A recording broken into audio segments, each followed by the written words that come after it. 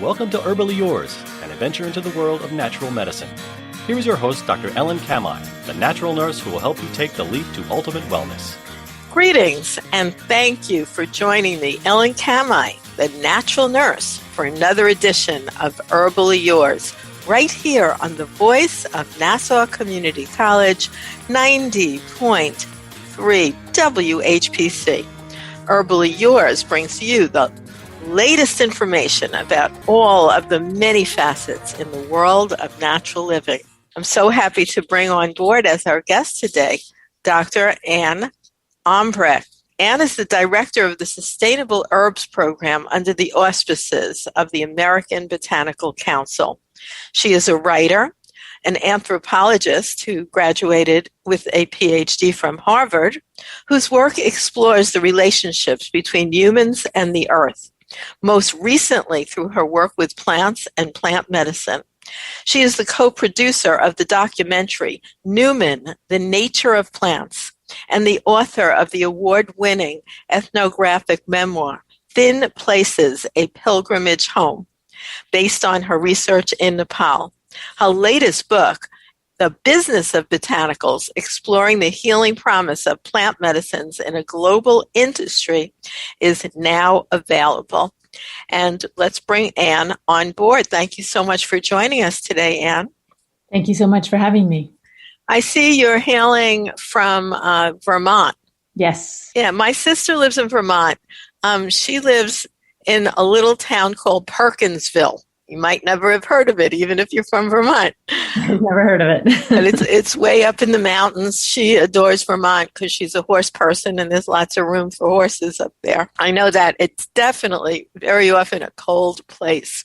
But you do have beautiful plants because Rosemary Gladstar's Sage Mountain is up in Vermont as well. Yes, that's where I first started learning about herbal medicine, was studying with Rosemary. And I read that in your book. Your book is excellent, The Business of Botanicals, Exploring the Healing Promise of Plant Medicine in a Global Industry, because you really go through a lot of the different aspects that relate to using plants as medicine, but also the industry itself.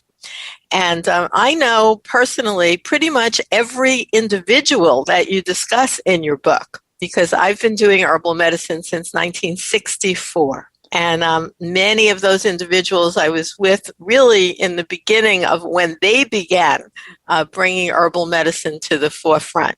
So it was really fun to see them revisited there. Interesting. Yes, I'm sure it's a circle where you all know each other. It is. And one person you didn't do, which we can talk about sometime, I was surprised how, there's just so many people involved. But there's a gentleman who's still alive. You might want to interview him now. His name is Frank D'Amelio. And I did not see him in the book, but he is the person who started and still owns Nature's Answer, which is still actually family owned by him to this day. And he started that company in 1970. By 1972, we were actually introducing Nature's Answer products to the very small health food stores that existed at that time. You might remember those small health food stores, just mom and pop, which unfortunately there's very few of left anymore. But, that was a place that started. Going back in time, what made you interested in anthropology? Actually, I remember as a child, my parents would travel a lot, and they would come home, and it was the time when with slide projectors, and they would show images of their travels on the wall of our living room.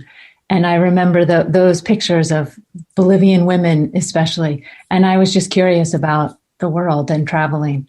And then right after college, I wanted to travel. I'd applied to the Peace Corps, and for a variety of reasons chose not to go to the Peace Corps, but had an opportunity to go to Nepal to teach English in Tibetan refugee schools. So I did that. And as I was there, I had the opportunity to research and write a history of the resettlement of Tibetan refugees in Nepal, which was different than the situation in India. And so that's why it was worth doing this research.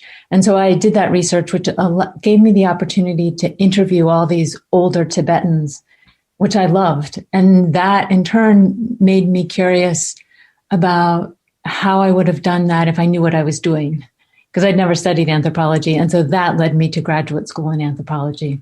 Oh, interesting. So you felt that you found something that you felt passionate about, but you wanted a higher level of expertise in that topic. Yes, yes. And also, I went to a graduate program in anthropology and immediately had second guesses. If that's a way of saying that. I doubted being in this graduate program because it was quite academic, but I stayed because it allowed me the chance to go back to Nepal for 2 years and do more research, which I loved, being in rural Nepal. Right. So there's a big disconnect between, what you're going to be learning in graduate school, which doesn't have the smells and tastes and colors and depth of perception that you're going to get when you're in a cultural situation, which I've written many books about, but never Nepal. But it did give you certain skills that are so useful to help bring that information out, such as knowing how to evaluate research and all the things that you would really learn there, as well as the history, that brought people to anthropology. So I would say that full compendium of experience really puts you in an excellent position. Interesting. Yeah, I think so. And I love I'll tell you how I found you, because I've been with the American Botanical Council and Mark Blumenthal since its inception. It was not even the American Botanical Council yet, because when I met Mark, also several people were together who now have split off doing different projects, like Michael McGovern. And, there was a whole gang of people involved in the beginning. So I met Mark many, many decades ago, and you are now involved with the American Botanical Council, and you're running it looks like you're in charge of that series where they're talking about plant gathering and different issues, but yet on webinars, which are really reaching so many people. Yes, we've been gratified by the response of those webinar series. We had no idea, because there's so many webinars and conversations online right now, and it felt there were too many, but we seem to have hit both a topic and a way of exploring these issues that is really resonating. They were excellent. It's just excellent, because I've attended several of them. And I'll tell you another thing. You can share this with Mark. I've had an academic membership to the American Botanical Council for years and years and years, since its inception. And then when, I've gotten quite a bit older, that's what happens. And I've had to kind of make choices about what I'm going to be a part of in terms of spending money to join. And because of that webinar series, that has kind of re-excited me. Also, the redoing of the website for the American Botanical Council, making it easier to navigate.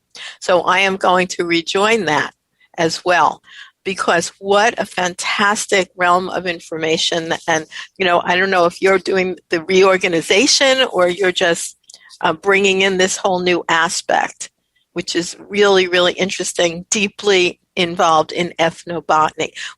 How would you define ethnobotany? So I'm not an ethnobotanist, but I think the relationship between culture and plants. And then there's so many different ways that people explore it.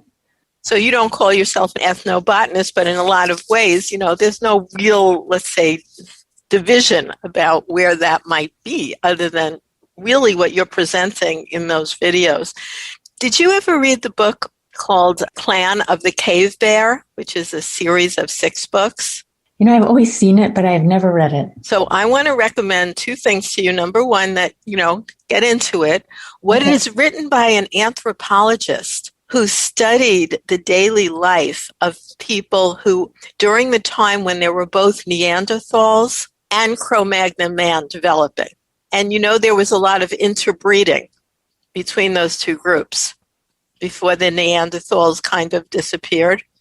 So she investigates that cultural interface, but deeply discusses the plant medicine that was able to be verified through anthropology that both the Neanderthal and early Cro-Magnon man used.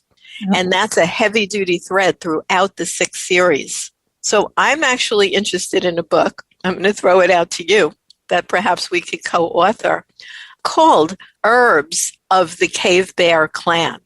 But I would speak to the author, of course. of the book to see if she'd like to be involved. And just because that's what I did, I was taking notes and pulling out the specific herbs that she discussed, and I found they were all very accurate in terms of what we know the medicinal use to be now. But she was looking at it from an anthropological perspective, such as the protagonist. You can see the movie also. There's a little movie you could watch, and in the movie she's making herbal medicine, but you don't get those details like you do in the book. So they strip white willow trees and just boil the leaves and use those for pain. Wow. And of course, we know now that it actually is excellent for that, particularly if your microbiome is in good shape. So very, very interesting book for you to explore. I'm sure you would deeply enjoy it. And your book is really inspiring. What made you call it The Business of Botanicals? That's a good question. That was not entirely my decision. That's a negotiation with a publisher, as I'm sure you know from your books. But the question I was really exploring in the book is, I came to it through studying herbal medicine with Rosemary, which, as you know, it's all about the aliveness of the plants and the spirit of the plants. And she would talk a lot, as many herbalists do, about the importance of intention in approaching the plant and working with the plant, and as that enters the medicine that is made. And yet many of those plants then that are used in products are bought and sold on a global supply chain where it's hard to find that intention. And so I was interested in that tension, potential contradiction between plants as a living entity and this business, which, $1 billion business. It's huge now.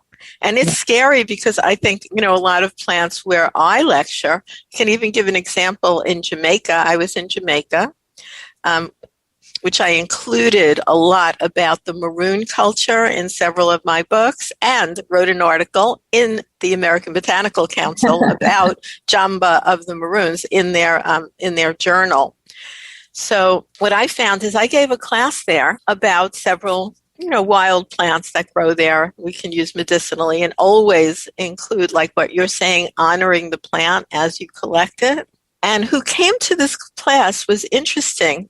It was all native Jamaican people who had grown up in these rural areas, sometimes in, basically shacks, no electricity, no running water.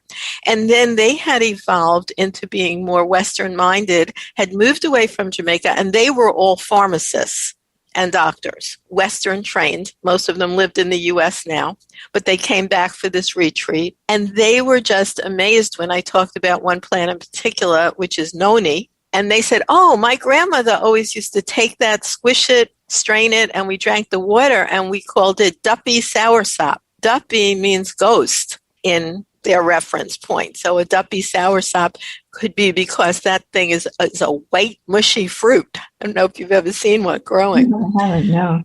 And so, they were like, oh, we buy this now. We can't even believe we buy it in jars for $40. And here it is growing on a tree. It's what our grandmother always used to use, noni.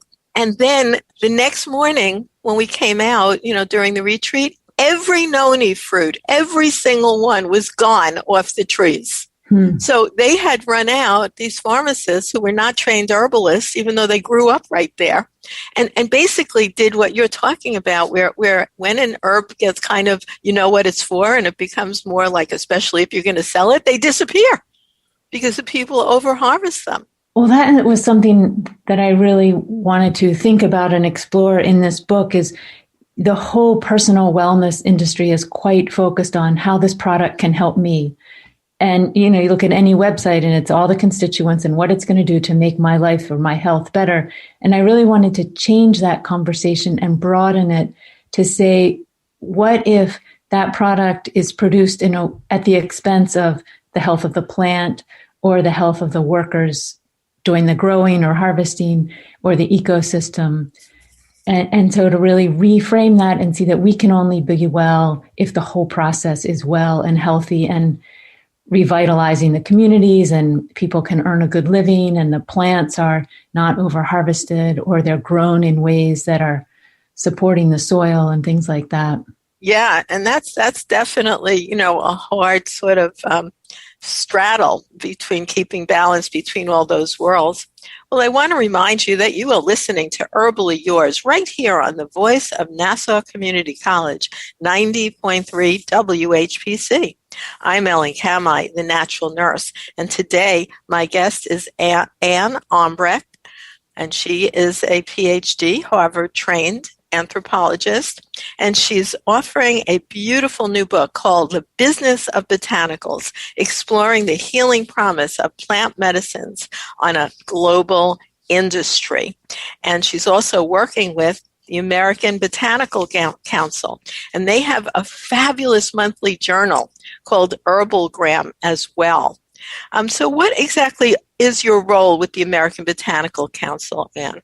So to back up a bit before that, I got interested in this question of the business of botanicals and traveled to Eastern Europe as part of the early research for this book before it had a book contract or anything. And as I was there, I realized it would be really important to tell the stories of what I was discovering through short video, so that people, end users, could see where the plants were coming from. So I returned to the U.S. and did a Kickstarter campaign and was able to raise $60,000, mostly through $35 donations, and largely from the herb community, I think in the U.S. And so that indicated to me that there was a real interest in understanding more about the behind the scenes processes. So I spent a year or two with my husband and family producing this short series of videos around the steps of the sourcing and supply chain, and then some videos focusing in on key issues around wild harvesting and biodiversity and rural livelihoods and things like that, and created this program. It was called the Sustainable Herbs Project at the time, and it was an online website with all this video content. And after I created that website, I was interested in a longer term home for it. And that's when I reached out to Mark at ABC, and he offered this partnership for the Sustainable Herbs Program to become under the auspices of American Botanical Council, which is where it is now. And so it's another program of the American Botanical Council, and I direct it, which means I create the content and things like that. And what this partnership has really brought the Sustainable Herbs Program is a foot in a whole different world than I had on my own. I came very much from the grassroots herbal community and had never been to any of the trade shows or that kind of world, which was a tremendous eye-opening experience, of course. Understanding that scale of ingredient suppliers and contract manufacturers and things like that. And so now with the Sustainable Herbs Program, we have a different audience and have the potential, I hope, to really bring about conversations that I hope can lead to more change around sourcing, responsible sourcing in the industry. Yeah, that is really a wonderful blending. So people can find you at Sustainable Herbs Program. You think that's the best website, sustainableherbsprogram.org. So it's all one big word, but it's easy. sustainableherbsprogram.org. And the book we're talking about right now is Dr. Ann's book, The Business of Botanicals, Exploring the Healing Promise of Plant Medicine in a Global Industry. You're right. So for those of us who are herbalists of very, very many decades, like myself, over 50 years now, watching that change has been so incredible. And these videos really do go far and wide, because I was featured in a video series that was a little similar called Remedy. Perhaps you've heard of that one. Yes. Mm-hmm. Yeah, so I was one of the herbalists featured in that. And I was amazed at the feedback we got from people watching it.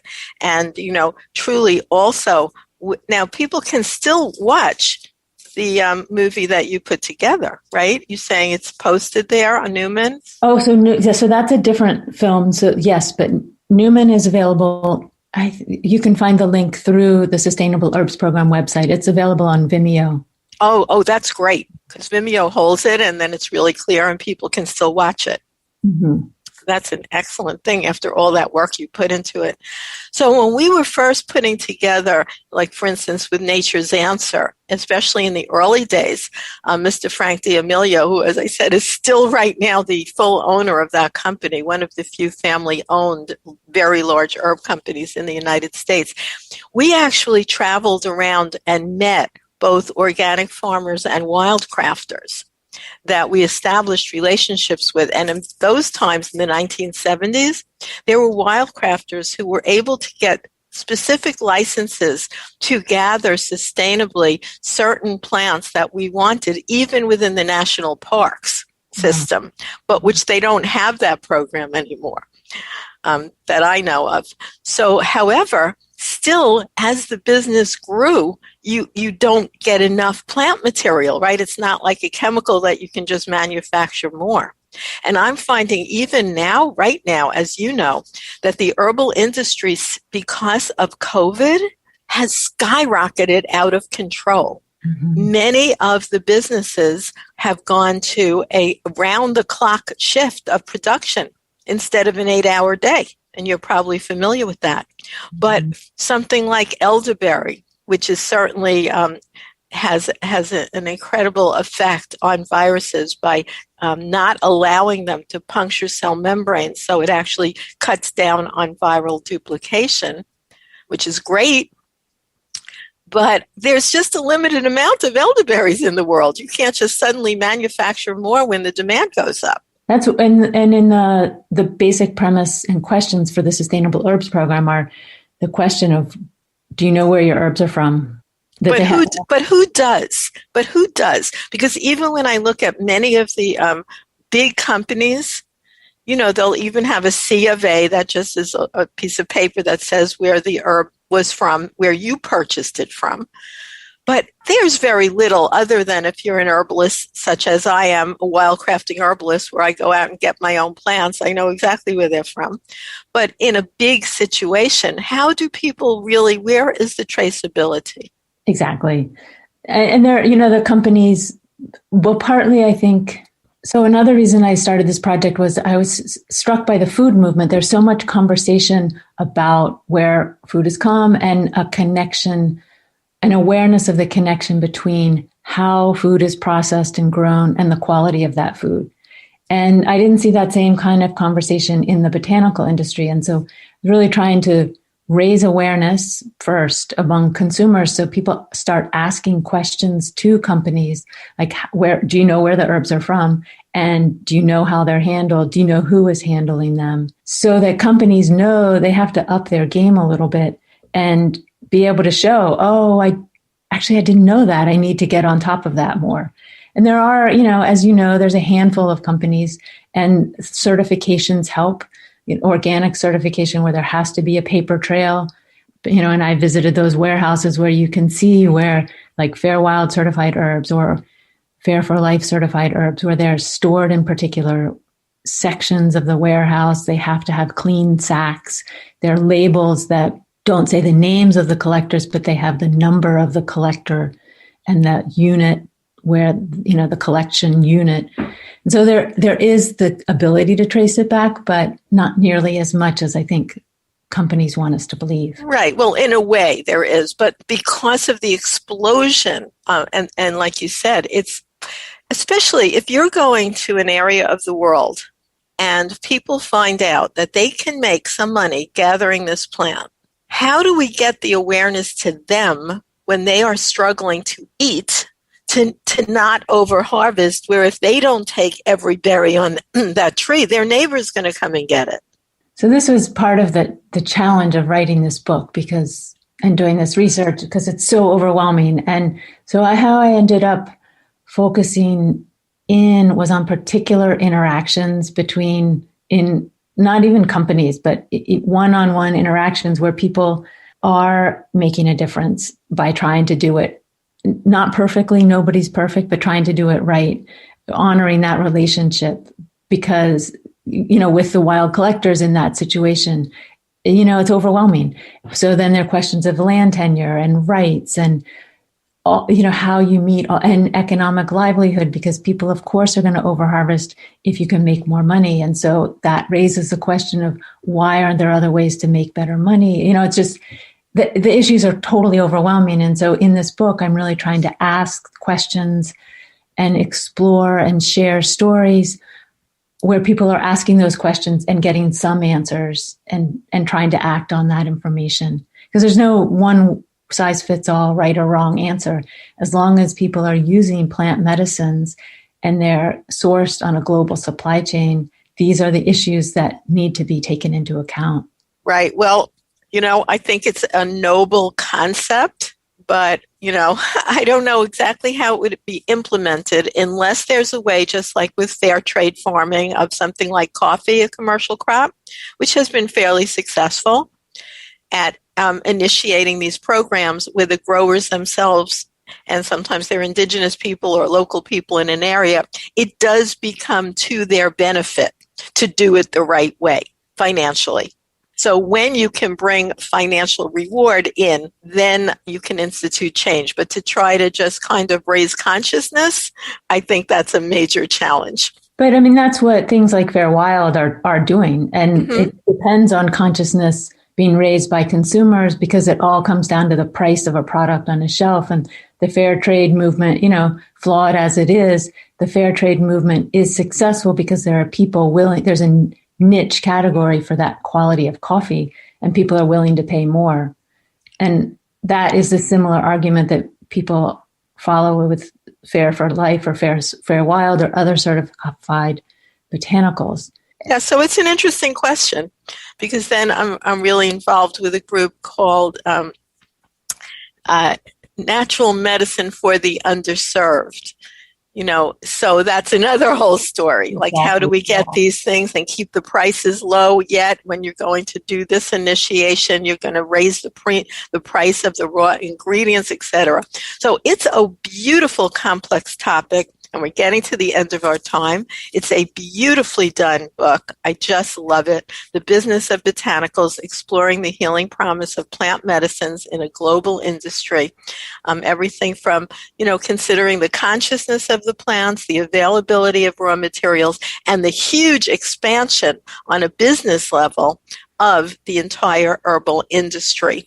So you can find Ann and her work and her wonderful movies as well, such as Newman, and also get on the mailing list so you can get all the wonderful webinars that she's initiating with the American Herbalist Guild as well.